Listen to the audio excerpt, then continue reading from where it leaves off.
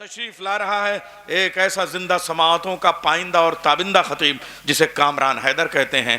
آپ کی بستی، آپ کے دیار، آپ کی سرزمین کا خطیب ہے، لیکن پوری دنیا میں آپ کی نمائندگی کرتا ہے۔ تشریف لا رہے ہیں مولانا کامران حیدر۔ اسٹیج پر جلوہ افروز علماء کرام، حضار محفل، نباز سماعت، صدر شعبہ اردو لکھنؤ یونیورسٹی علامہ پروفیسر نیر جلال پوری صاحب، آفتاب خطابت، وقت کی تنگ دامنی اس بات کی اجازت نہیں دیتی کہ میں اتناب بیان سے کام لوں۔ مقصود ایجاز بیان ہے اور بات یہ سمجھ میں نہیں آتی کہ بات کہاں سے شروع کی جائے اور کہاں ختم کی جائے۔ یہ مظالم کی داستان بڑی طویل ہے، لیکن اس ذہنیت کو آل امیہ شجرہ ملونہ کی اس کڑوے پھل کا نام ہے سعودی۔ قرآن نے جسے شجرہ ملونہ کہا وہ بنو امیہ ہے، اور اس کے کڑوے ثمر کا نام، کڑوے پھل کا نام ہے آل امیہ۔ یہ آل سعود اسی کا پھل ہے، اسی کے کردار کی ترجمانی ہے، اور اسی کے کردار کے دہرانے کا نام ہے۔ تاریخ اپنے کو دہراتی ہے، آل سعود نے کردار بنو امیہ کو دہرایا ہے، اور یہ ورثہ ذہنی کے طور پر توہین اہل بیت، مشاہد مقدسہ اہل بیت کی توہین سعودیوں کو امیہ سے ورثہ ذہنی کے طور پہ ملا ہے۔ ایک فوسلائزیشن کا ایک پوری جرنی ہے، ایک ذہنی سفر ہے، ایک توارثی نظام۔ اس توارثی نظام پر روشنی ڈالتے ہوئے میں صرف تاریخ کے ایک باب کو آپ کے سامنے کھولوں گا کہ جنت البقیع کی سب سے پہلے مشاہد مقدسہ کی شہادت 1925 میں نہیں ہوئی ہے۔ یہ تو تاریخ کا آخری باب ہے، یہ تاریخ کا آخری باب ہے۔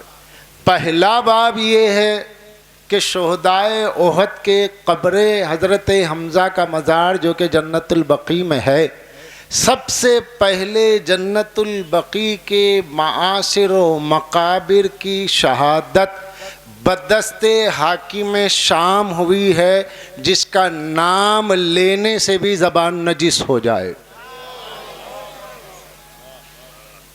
حاکم شام، اس کی شومی قسمت نے اس سے یہ کام کروایا۔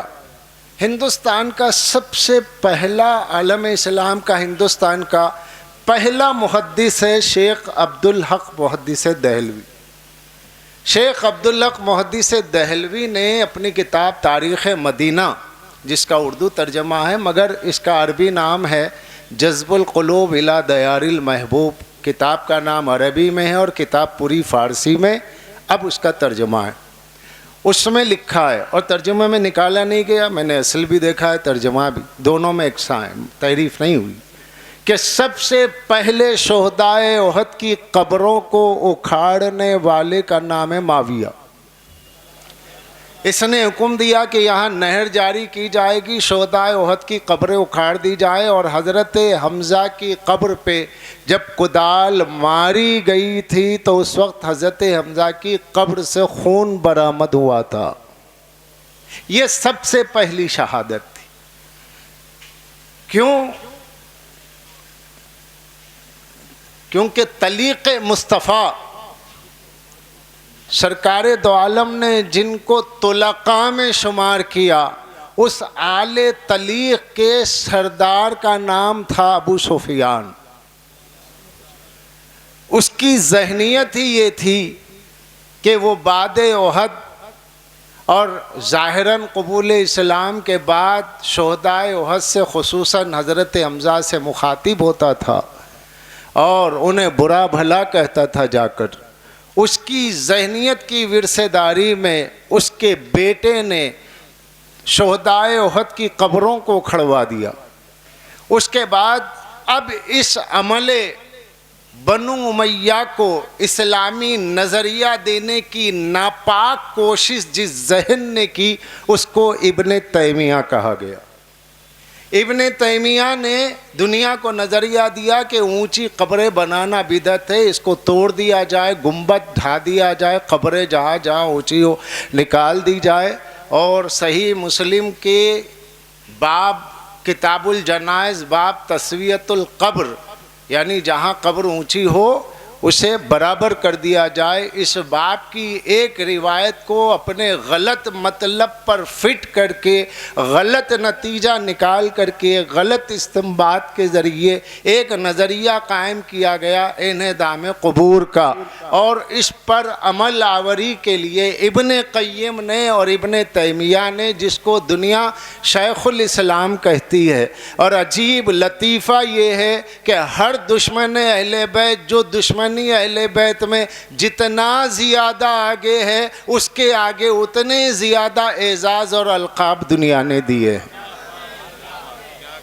جس نے سیدہ کی گواہی کو جھٹلا دیا دنیا نے اس کو سب سے بڑا سچا مانا. جس نے قرآن اور اہل بیت میں فرق کر دیا دنیا نے اسے سب سے بڑا عادل مانا. میں وہ الفاظ استعمال نہیں کر رہا ہوں جو عرفاً ہیں لیکن میں اشارہ دے رہا ہوں. اور جس نے سارے غریبوں کا رکھا ہوا بیت المال کا مال کھا لیا دنیا نے اسی کو بڑا دولت مند سمجھا.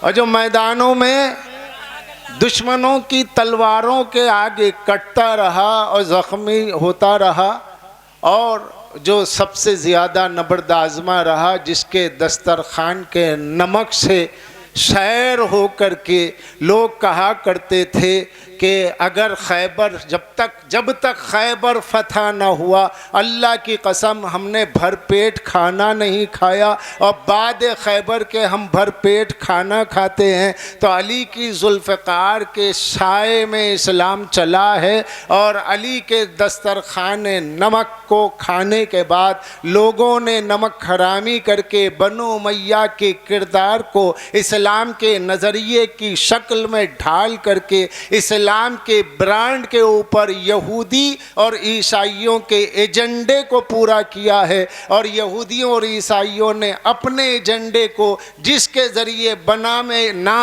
میں اسلام پورا کروایا ان کا نام ہے آل سعود. یہ آل سعود دراصل یہودیت کی مکمل ترجمانی کا نام ہے. یہود ایک لفظ ہے تو اس کے معنی سعود ہیں.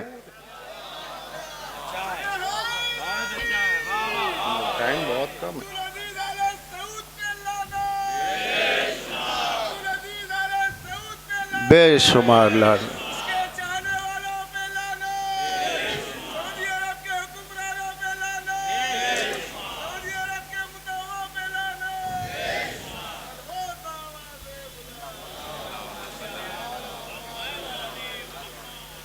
ابھی ایک بند کے ایک بیت میں مولانا عباس نیر جلال پوری سلطان المدارس کے سند یافتہ اور صدر شعبہ اردو لکھنؤ یونیورسٹی نے یہ جو بات کہی کہ عاد و سمود کی پیروی کرنے والے یہ آل یہود ہی دراصل آل سعود ہے، وہ بالکل سچی بات ہے. ان کا جو ذہنی سفر ہے وہ پورا جا کر کے ان کا نقطہ ارتکاز بنو امیہ ہے.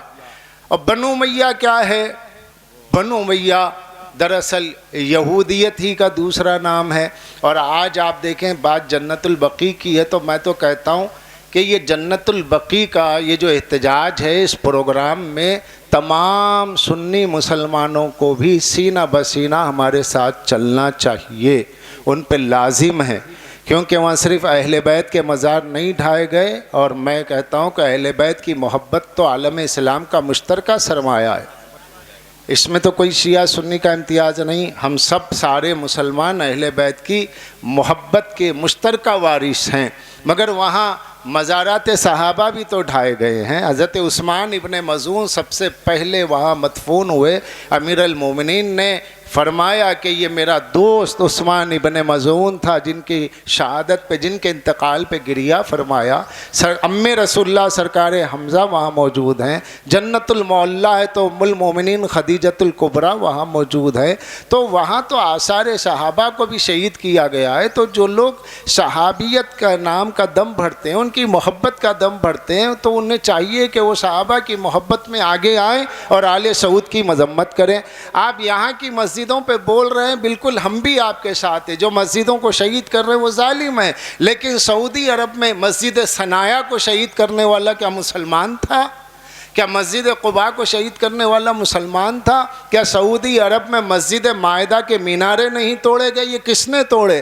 آل سعود نے توڑے نا. سعودی گورنمنٹ نے مساجد بھی توڑی، سعودی گورنمنٹ نے مقابر بھی توڑے، سعودی گورنمنٹ نے معاصر بھی توڑے. میرے پاس وقت نہیں ہے کہ میں مقابر اور معاصر کا فرق کر کے اس کی ڈیفینیشن بیان کر کے آپ کے سامنے ساری باتیں رکھوں. لیکن اتنی بات میں کہنا چاہتا ہوں، آج غیر مسلم حکومتیں اسلامی آثار کو مٹانے میں جہاں سے جواز لے کر کے آتی ہے وہ یہودیت کی مماثل سعودی گورنمنٹ ہے. اگر مسجد کو سڑک کے نام پہ توڑا جاتا ہے تو ان کے پاس دلیل ہوتی ہے سعودی گورنمنٹ. اگر قبرستانوں کو مختصر کیا جاتا ہے، ڈھایا جاتا ہے، تو ان کے پاس دلیل ہوتی ہے سعودی گورنمنٹ.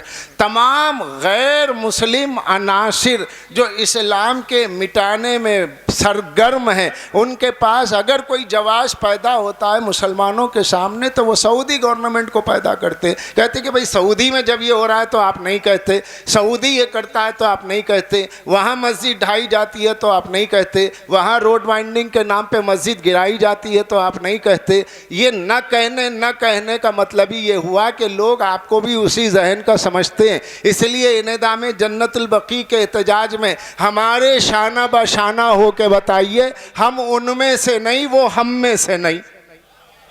ورنہ اگر اس احتجاج میں سب شامل نہ ہوئے تو پھر ان کا بھی تعلق ظالمین سے ہو جائے گا. اور یہ خادم حرمین جو اپنے آپ کو کہتے ہیں وہ بالکل صحیح کہتے ہیں مگر معنی غلط ہے.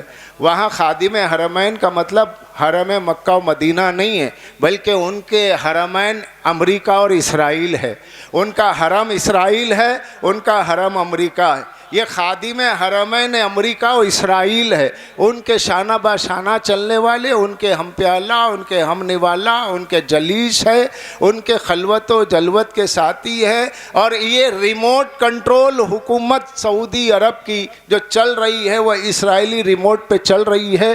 ذہن ان کا ہوتا ہے، سوچ اسرائیل کی ہوتی ہے، عمل ان کا ہوتا ہے، ارادہ اسرائیل کا ہوتا ہے. اور ان قریب یہ لوگ گنبد خضرا کو ڈھانے کی چکر میں ہے، گنبد خضرا کو گرانے کی فکر میں ہے. تو سمجھ جائیں مسلمان، ہوشیار ہو جائیں، کیونکہ ہم تو جس کے انتظار میں ہیں اس مسیحا پہ ہمیں یقین ہے کہ جب وہ آئے گا تبھی ان کی حالت خراب ہونے والی ہے. اور کسی نے بہت ہی اچھا کہا کہ نہ گھبراؤ مسلمانوں، خدا کی شان باقی ہے، ابھی اسلام زندہ ہے، ابھی قرآن باقی ہے. یہ کافر کیا سمجھتے ہیں جو اپنے دل میں ہنستے ہیں؟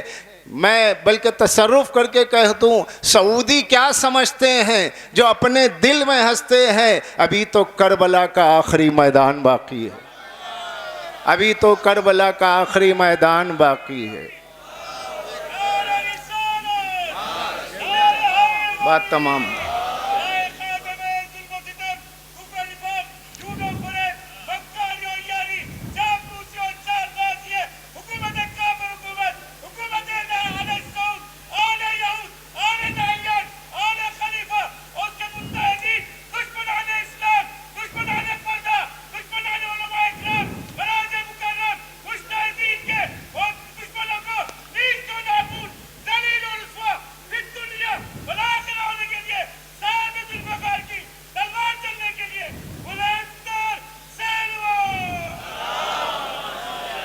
ارے انہیں برباد کرنے کے لیے بد دعا کیجئے کہ خدا آل سعود پہ لعنت کرے. اور اس وقت کا جو موجودہ حکمران ہے ان سب پہ خدا کی لعنت ہو. بات تمام ہو چکی، وقت بہت کم ہے. یہاں سے احتجاجی جلوس اذاخانہ زہرا تک جائے گا، اور میرے بعد چونکہ حجت الاسلام مولانا لقمان صاحب قبلہ دامت برکات ہو وہ بھی آپ سے خطاب فرمائیں گے. بس میں کیا کہوں، بات بہت کچھ کہنے کی تھی لیکن کہاں تک کہا جائے. یہ قصہ لطیف ابھی ناتمام ہے. جو کچھ کہا گیا ہے وہ آغاز باب ہے. خوب کی سیر چمن، پھول چنے شاد رہے، باغ با جاتا ہوں میں گلشن تیرا آباد رہے.